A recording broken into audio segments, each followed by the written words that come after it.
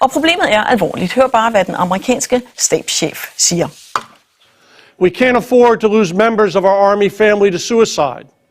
If you think suicide is a solution to your problems, ask to see someone immediately. There is no shame in asking for help. If you think someone is contemplating suicide, intervene. Every soldier is important to our Army. The strength of our nation is our Army. The strength of our Army is our soldiers. The strength of our soldiers is our families. And that is what makes us Army strong. Tidligere i dag fik jeg en vurdering af, hvor stort problemet er med selvmord blandt amerikanske veteraner. Jeg spurgte seniorforsker ved Center for Militære Studier, Gary Schaub, hvorfor det primært er ældre krigsveteraner, der tager deres eget liv. Well, these are veterans that came out of service during a period of time in which mental health issues were not necessarily recognized and given full attention by the medical system in the United States, and that includes the Veterans Administration.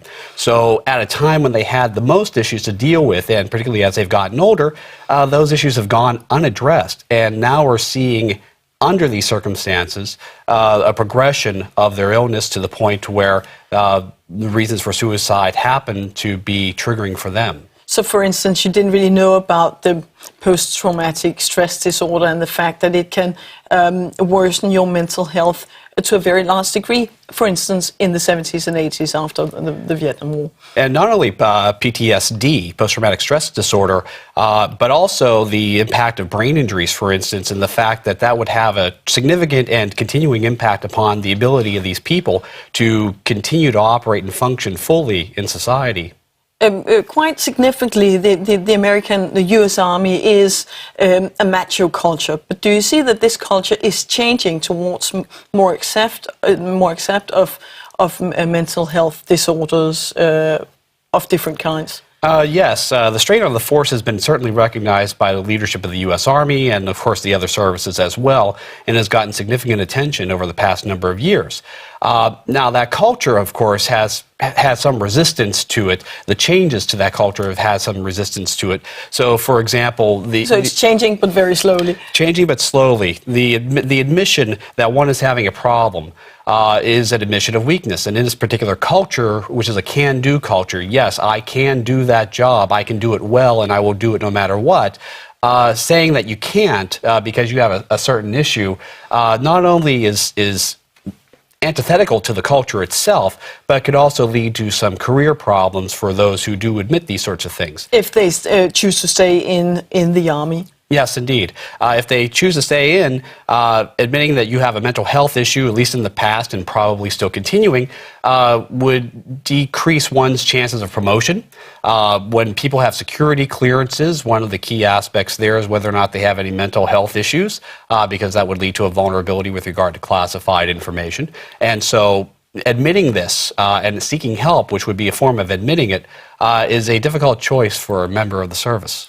There's an association called the Iraq and Afghanistan Veterans of America, and they say after this report that the nation should be outraged by the rate of veterans who are taking their own lives, nearly one per hour. But what can those veteran associations do in order to prevent those killings? Well, one of the key aspects. Well, one of the key aspects of any person who is one of the key buffers to someone not committing suicide is having a social network for support.